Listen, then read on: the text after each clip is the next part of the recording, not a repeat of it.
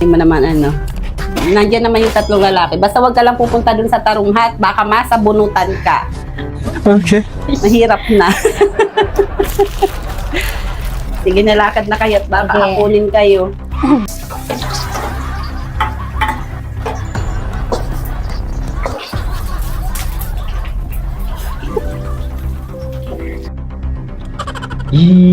Yo guys! Magandang araw, magandang gabi mga kalingap.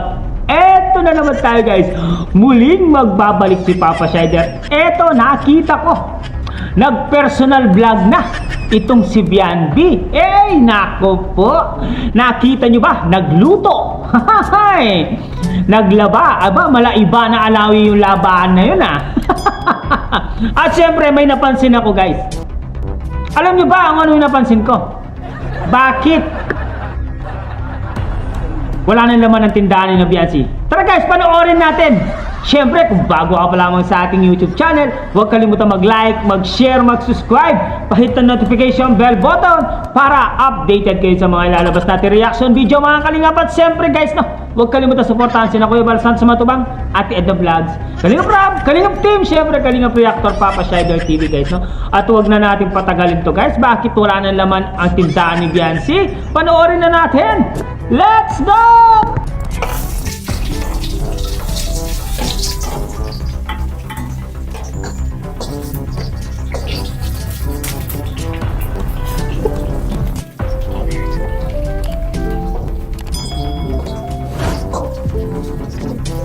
Ito ang ayaw ko guys dito eh, pag nag-ano.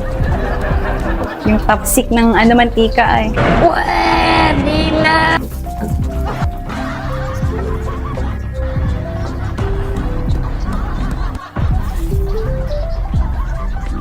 Kahapon ko lang, kung alam pala ito biniling mga ano, itong talong, tinapa.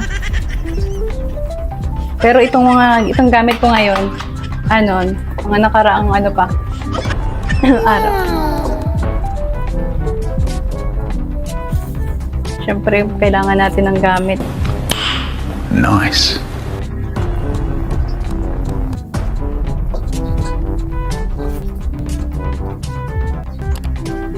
Toasted lang natin yung bawang, guys. Saka natin ilalagay ang kanin.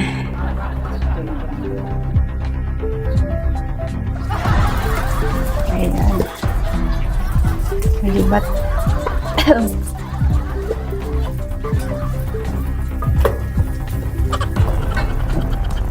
Wait lang, guys. Yeah, boy.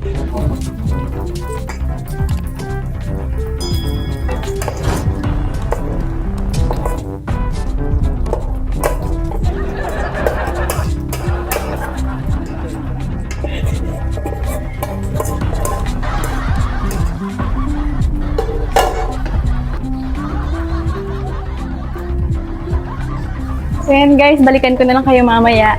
I-prefer ko muna itong aking sinasangag at siyempre yung mga talong, papakita natin mamaya. Bye. At pag-iingat niyo po sa amin and sana po ipatawarin niyo po kami sa mga nagagawa po namin kasalanan. In the name of Jesus, Amen. Natin, So, yan. Si Jazzy. Sasama si Jazzy. So, ako yung magpapaalam. Ano ba? Sino kasama mo? Sila River. Sige, sama mo sila River. Yung tatlong lalaki at baka. Balita ko may gustong magsabunot sa'yo. Wag lang sa tarum ha. At baka masabunutan ka dun. Popo, mahirap na. Ang tapang pala ng doon ay huwag kang pupunta doon. Sama ka? Ha? Walang pantay.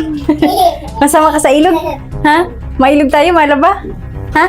Tulungan mo si ate. Tara, dali. Asama ka. Yung mga uniform na ninyo yan. Dito ka na mag-ano, kasako na lang. Sakay ka na. Yung lahat ng uniform yun ninyo. Ay, hindi. Mga dikulay lang ito. Oo. Yung puti ako, doon na lang ibababad mo na kasi yung puti. Tapos di kulay lang yung labahan mo doon. Sige, Hindi ka masama. Hindi, wala magbabantay dito. Pag ako, Tayo lang guys, tayo lang. Tayo kasama kayo syempre. ang dami mo naman, Nandiyan naman yung 3 lalaki. Basta wag ka lang pupunta dun sa tarunghat. Baka masabunutan ka. Okay. Mahirap na.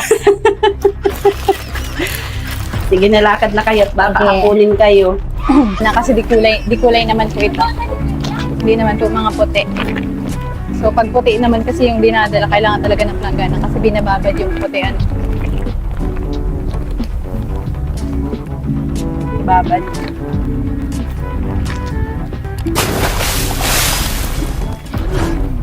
Tada!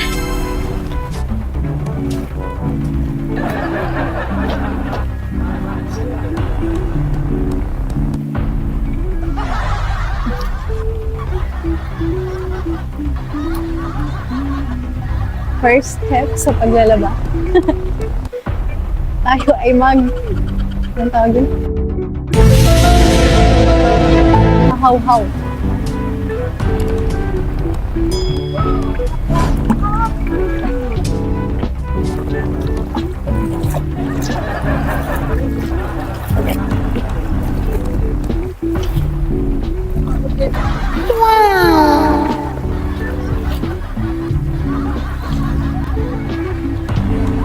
So yun, sinama ko sila Bien para maligo lang sila, hindi para magsulong. Ako lang ang maglalaba guys. Yun nga guys, nakita nyo ba? Naglaba, nagluto itong si Biandy. At nakita nyo rin ba ang tindahan nila? Aray ko, kumukurap-kurap na yung tindahan, mukhang babagsak na sa wala na pong laman ang tindahan. Nasaan na yung sponsor guys? Bakit hindi nila lagyan ng laman ang tindahan ni Biancy at tindahan ni Nanay Ansel? Aba, mukhang walang bumibili sa tindahan nila. Bakit? Kasi hindi nila gusto yung attitude ng mga nagtitinda. Baka sila-sila lang ang kumakain nun at sila-sila lang ang bumibili doon. Yan.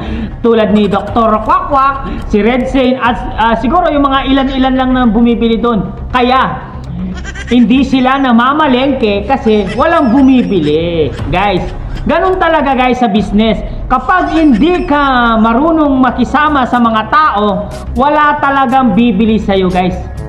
Walang-wala talaga. Sila-sila lang ang kumakain doon sa paninda nila. Kaya nga, nawala na ang laman. Baka sakaling yan, Pulang Uod, baka yan, bumibili sila. Yun si Dr. Quack, bumibili sila. At ibang mga malapit sa kanila lang yung bumibili. Pero yung mga ibang kamag-anak guys, alam nila yung attitude nila. Hindi sila bibili guys. Bibili sila sa ibang tindahan. Kaya nga, etong tindahan nila ay malapit na. Malapit nang bumagsak. Hindi ako basher guys. Natutuwa lang ako. Parang yung karma, dumarating na yung karma sa kanila. Oo, totoo ang karma guys. Yung asa na yung mga sponsor na nagsasabing susuportahan ka habang buhay? Asan na? Tindahan lang, hindi nila mabigyan ng laman. Bigyan nyo ng laman, di ba? Sponsor kayo, di ba? Gusto nyo si Biancy, gusto nyo yung suportahan si Biancy, pati yung tindahan nila, suportahan nyo na ba? Aba, parang nalulugi na yata yung mga sponsor Wala na bang maibigay? Nagsawa na ba kayo? Asan na?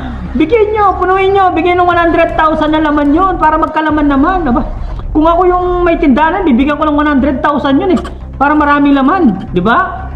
Kaso, kahit bigyan nila ng maraming laman yun, walang bibili. Kasi alam nila, ungrateful family sila, di ba? Sinong bibili doon? Ba?